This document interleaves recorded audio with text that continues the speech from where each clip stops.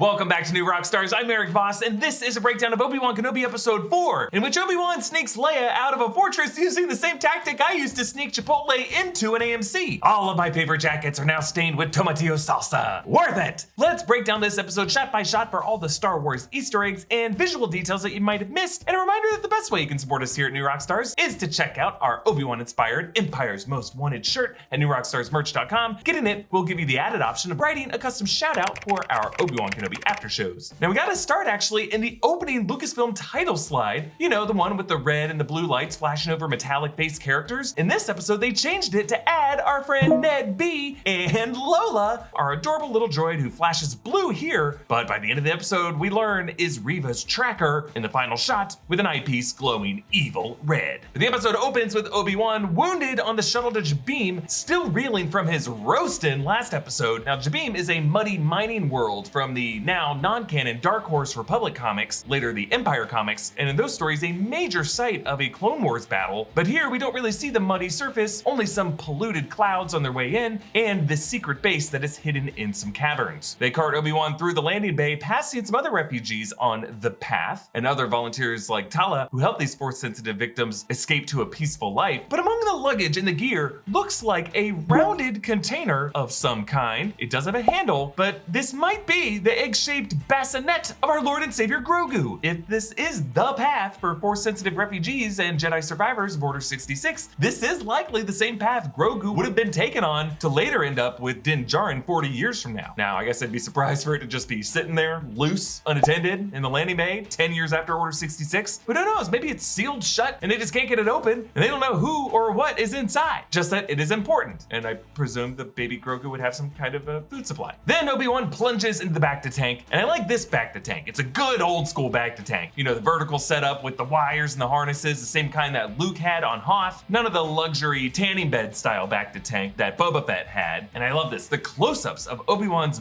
burns cross-cut with Vader's scarred skin in his simultaneous back-to-bath. Two brothers in the same regenerative reflective state. Darth Vader burned Obi-Wan so bad that he would know his pain, and part of that pain is the emotional pain felt the next morning in a back-to-healing session. Because we learned in the Book of Boba Fett that back-to-baths have a sensory deprivation effect that causes one to dwell on inner unresolved issues. So now Obi-Wan is jerking around in this water, triggered by Vader's taunts and his attacks. And during this montage, Vader also suddenly stirs in his tank, seeming to react to Obi-Wan somewhere across the galaxy in another tank. The intercutting editing implies that the two might actually be sensing each other's active presences in their parallel baths. And Obi-Wan, unable to deal with this trauma, exits the bath early, which he might have also done to sever any link Vader might be forming to his present location. And the first thing Obi-Wan says after the bath?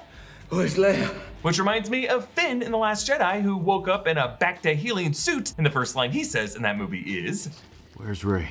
And we cut from the splashing back to fluid to the crashing waves of Nur, looking upward at the Fortress Inquisitorius. Obi-Wan cuts his watery healing session short, but he cannot escape water this episode, taking the plunge to enter the fortress and fleeing the floodwater in the lower levels of it. Leia snaps at the stormtroopers. My father is Bail Organa. He's a senator. I am a princess of Alderaan. Echoing her future haughty tones when she gets captured by the Empire again in A New Hope.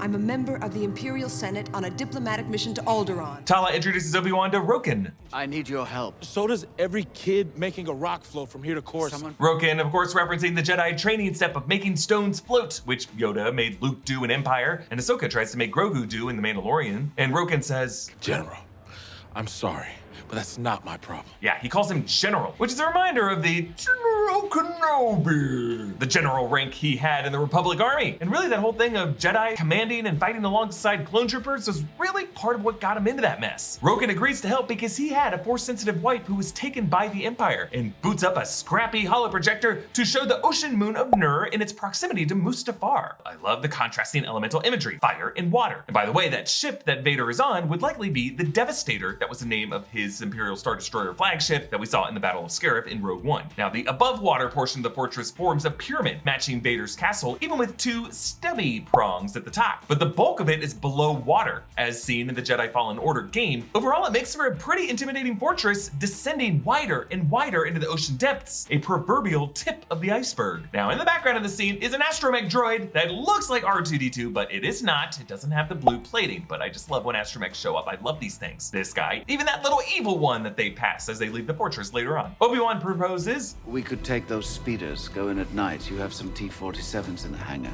Suicide. yes, T-47s are the same rebel snow speeders in the Battle of Hoth and Empire Strikes Back. We see these in action later. Obi-Wan struggles to force pull a small object, suggesting that using the Force at all opens his mind back up to Vader and to his pain, so it just really hurts him to use it at all. But I like how we see him struggling in the first act of this episode, setting up his badass mastery of it to control the water towards the end. It seems like two big things have changed in Obi-Wan's life between those points. One, having a purpose to rescue Leia, and two, getting a sense of the stakes by seeing all of his Jedi friends with their corpses on display. Reva tells Leia, We intercepted a transmission on Balnab last year. Bunch of talk of a secret network, a path. yes, Balnob is a mid-rim planet that shows up in Clone Wars Season 4 episode where 3PO and R2 discover pit droids are ruling over the locals on this planet under a phony holographic identity, but this planet is known to be home to a group of alien castaways, and it does make sense for it to be used as part of the path. But Reva slams a chunk of the wall with the Jedi crest that we saw in the Mapuzo safe house, meaning she likely obliterated that safe house, destroying all the names and messages from the other Jedi survivors, and more concerningly, removing it as the safe house for future runaways that Kumail can send people to. When Tala arrives in her Imperial transport, I like this. The first thing she passes on that hangar bay is a cart filled with the fuel cells with the glowing red cores, the same ones that Reva will later use to blow up Wade's T-47. So in effect, these are Chekhov's fuel cells. While Tala gets screened, we get this real in-your-face shot of an officer in a billowy overcoat walking right in front of the camera. I clock this as a pretty new piece of Imperial outerwear, but it was clearly put in here just to set up Obi-Wan later using one of these to hide Leia. And when the security officer scans her, the Aurebesh on screen translates to Captain Tala Durith Unknown, which is why this officer was like, you don't even go here. And Tala's able to talk him down. Then I'm your commanding officer, and you will address me as Sir. Yes, sir, of course, but... Perhaps I should just inform the Grand Inquisitor of your insolence. Interesting gamble by Tala here, because technically the Grand Inquisitor's seat is absent due to medical leave, either yet to be filled by another Inquisitor or with that Powan Grand Inquisitor alien and hopefully returns at some point to stay true to the Rebels' continuity. But the fact that this officer does not know that speaks to the Inquisitor's secrecy about their internal drama. Underwater, Obi-Wan uses a rebreather, the same tech that he and Qui-Gon used when swimming on Naboo, and he swims past a Blue Vev glider, a shark-like creature that Cal Kestis swims past in this location in Jedi Fallen Order. Obi-Wan's path this episode pretty much parallels this stage of the game. And near the port, you'll notice a squid-like creature that might be a Vixus, which also has a toothy maw. Now the Vixus and similar creatures like the Blixus and the Rathtar share a common ancestry with the Sarlacc, which is just another reminder that Tatooine was once an ocean-covered world, and its fauna have aquatic features reflecting that, like that whale carcass we saw in episode 1. Reva tries to scan Leia's mind. It's the sister contest.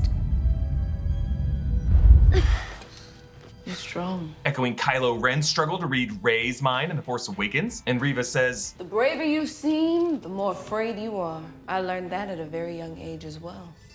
I had a droid when I was younger too. It was taken from me, like everything else. Yeah, little hints at Reva's past, perhaps as one of those youngling runaways from that Order 66 prologue scene. But I wonder, what was this droid she's talking about? Could it have been Huyang, the architect droid who taught Jedi younglings on the Crucible in Clone Wars? Huyang will return in the live-action Ahsoka series, and one of those other younglings, the Wookiee Gunji, is appearing in Bad Batch. He survived. So if Reva was a temple runaway, she might have spent some time on the Crucible with Huyang. Using Netflix without ExpressVPN is like going to the store and only allowing yourself to shop on the odd-numbered aisles. You're missing out on those even-number aisle goodies. Well, thanks to ExpressVPN for sponsoring this video. ExpressVPN lets you change your online location so that you can access geographically blocked content and get access to all of the aisles of content. Open yourself up to whole new libraries of shows and films from the same streaming services that you're already paying for. Watch Studio Ghibli films on UK Netflix. Just switch your location to the UK, refresh the page, and you're getting Spirited Away, baby.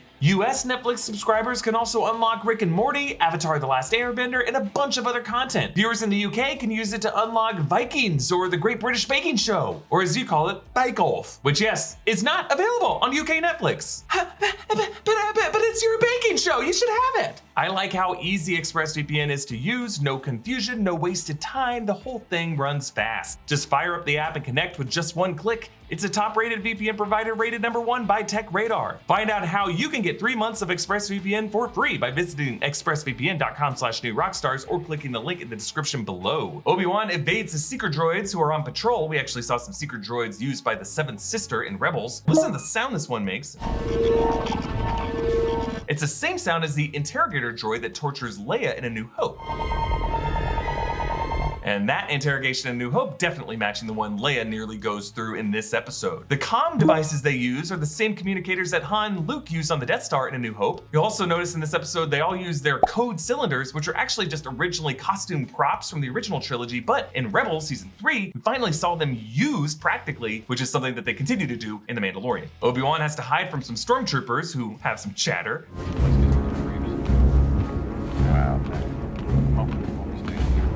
I love how even the stormtroopers are creeped out by the layout in the depths of this fortress. They also may be smelling some mummified bodies on the ground floor. But Obi-Wan starts to get a hang of his force powers, using them to cast a noise that distracts the troopers, just as Obi-Wan does on the Death Star in A New Hope. But Obi-Wan finds the inner chamber and realizes the dark truth. This place isn't a fortress. It's a tomb.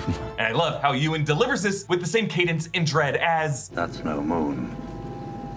It's a space station. The Jedi corpses are suspended in an amber-like substance, which, unlike carbonite, might allow the Inquisitors to repurpose their corpses to trap Jedi the way the Grand Inquisitor does with Luminara Unduli's corpse in Rebels. This encasing could also be how they extract some M-count-rich blood from them for some cloning. And those lightsabers on display on the red shelf in the upper room are likely the lightsabers of these killed Jedi. Now, counting all the cells that I could see on the upper level and the lower level, I estimate about 48, 16 on the ground level, 32 on the upper level. We only see a handful of them in the actual cells. In the wide shot from the end of the corridor, on the right is an Ongri male who could be either Pablo Jill from Attack of the Clones or Coleman Kasaj from the Jedi Council in Revenge of the Sith, whose name also appeared on a list of names of Jedi fugitives in the 2017 Charles Soule Darth Vader comics alongside Quinlan Voss. And to the left of that wide shot is a male with long hair who does look a lot like Quinlan Voss, but I think Obi-Wan would have paused to look at him longer, and I just doubt they would bring up Quinlan Voss last episode as a living survivor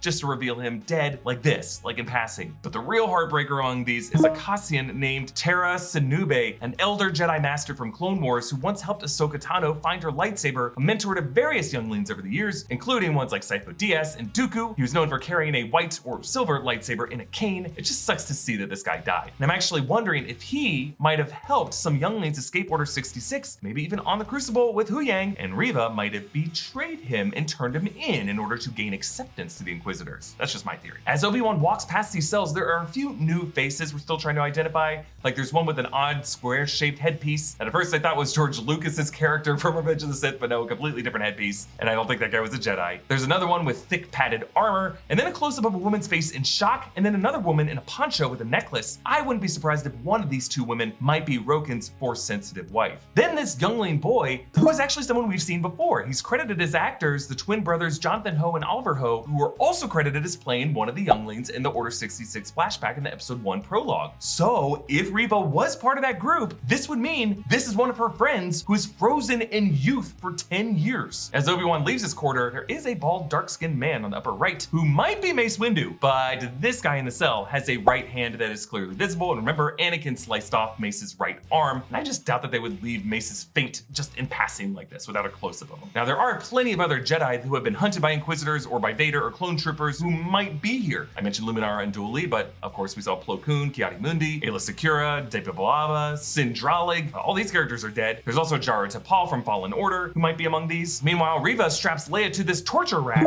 which is very similar to the device and the chamber in Jedi Fallen Order that was used to torture Seer Junda. If this is something a lot of Inquisitors have had to go through, maybe this is something Reva has experienced herself, which is why she's so willing to put Leia through it. But Tala is able to distract Reva away, telling her, They're on Florum. The network runs out of the Surtar sector. Yes, Florum is an outer rim planet that also came up in Clone Wars. It's a barren planet serving as the residence of the pirate gang of Hondo Ohnaka. So Tala is not just saying any planet, she's trying to draw the Inquisitors to a remote planet out in the boonies where pirates might attack them. Obi-Wan's able to rescue Leia by shutting off the lights and going to work with his blue lightsaber. Imagery totally paralleling the Force Unleashed 2 E3 trailer footage of Starkiller, which Sam Witwer, whose likeness they used in addition to him being the voice of Maul, tweeting yesterday that Obi-Wan took his legs and his dance moves. This is also an example of Obi-Wan embracing Quinlan's words of wisdom from last episode, using the darkness to find the way. Leia tells him that she didn't snitch, and Obi-Wan says, I know. and as Han told us, I know is Star Wars for I love you. I love you. I know. When Obi-Wan and Leia are finally spotted at classic Star Wars Imperial alarm rings, Firm's in there. It's him. I love how Obi-Wan uses defensive maneuvers to take out the stormtroopers and that seeker droid, using the stormtrooper's blast to take out the droid and then deflecting all the other blasts, him getting more and more confident as this episode goes. Meanwhile, Reva's reinforcements include a black and red armored purge trooper, and they take on Obi-Wan in this glass-lined corridor, and you see his rising comfort level with the saber. He does a no-look backswing deflection at a trooper behind him, and then actively batting a blast like a baseball at a control panel. Obi-Wan finally musters up his strength to use the Force to slow the breaking glass and the leaking water, and then as they come through the door, he directs those cracks back toward them and floods them, controlling the flow of the water, just like how in Jedi Fallen Order, Darth Vader was able to use the Force to hold back the water in the same way. The fifth brother and the fourth sister charge down the main concourse, passing right by Tala and Obi-Wan with Leia tucked in the coat. You can see them in the background there. But there are a lot of weird things going on in this shot. Like there are these two overlit stormtroopers who come into the frame on the left side after the characters leave it, and then there's just various groupings of officers, and all of these groupings just look plated in. Most of these large locations are of course shot in the volume, which is awesome looking usually, but I think in this case what throws it is that one random squad of stormtroopers in the distant background marching leftward across frame, and if you were to map out their vector, they're really just marching toward the window wall to look at fish, I guess. Like clearly the people who made this scene just wanted general background movement to show the chaos, but this is also in a shot where they wanted us to look at Tala and Ben and Leia there. And I'm not saying this to be overly critical, I just think when shots look weird like this, there's usually a very subtle logical reason why, and I think it helps us to better appreciate the overall very difficult task of VFX artists when we identify that specific reason instead of just shrugging it all off with a big, it all looks bad. Doesn't all look bad. Overall, this design of this setting is gorgeous, but it's just in this case, I think the design outweighs the practicality a little bit, which at the end of the day, I think is okay. Reva catches up to them and screams. Yeah, she's doing her best impression of Kylo Ren yelling at Finn in The Force Awakens. Traitor! Sully and Wade drop in their T-47s, leading to this shootout where this poor mouse droid gets hit and recoils, steering back in the same way as it does when Chewie roars at one in A New Hope. Tala, Obi-Wan, and Leia cram into the backseat of Sully's T-47, and Wade holds off Reva just a bit too long, allowing Reva to chuck a fuel cell at him. Boom. Reva does not send all those hanging TIE fighters or probes or anyone after Sully's T-47, which seems completely bonkers, until we realize in the next scene that she intentionally let Leia and Obi-Wan escape so that they could track her with Lola to Jabeam or wherever the next step on the path is. I've speculated the path could lead to places like Crate or maybe Tython, which would explain why there's that Jedi beacon on Tython. Now remember, we did see Reva holding Lola earlier, presumably that was when she slipped the tracker on it. And I assume that she did this as a contingency in case Leia and Obi-Wan were able to escape, because otherwise she would have no reason to chase them down and try to attack them. I love this. Vader storms into the boardroom, marching faster than I think we've ever seen Vader charge in live action. And it is pretty terrifying to see him move this fast. But ultimately, I love the elemental imagery around Vader right now. He ended last episode surrounded by fire. Now he's surrounded by gloomy water, taking him back to his back-to-bath in the opening images. Fire represents his division from Obi-Wan, water represents his reunion with him. And as they mourn Wade on the freighter, Lola's eyepiece, which previously glowed blue, matching the protective color of Obi-Wan's lightsaber, now glows red, the color of the hostile blades of Reva and Vader, who now are watching very closely. Another reminder to check out our merch options over at newrockstarsmerch.com. You can follow me on Instagram and Twitter at EA Voss, follow New Rockstars, subscribe to New Rockstars for more analysis of everything you love. Thanks for watching, bye.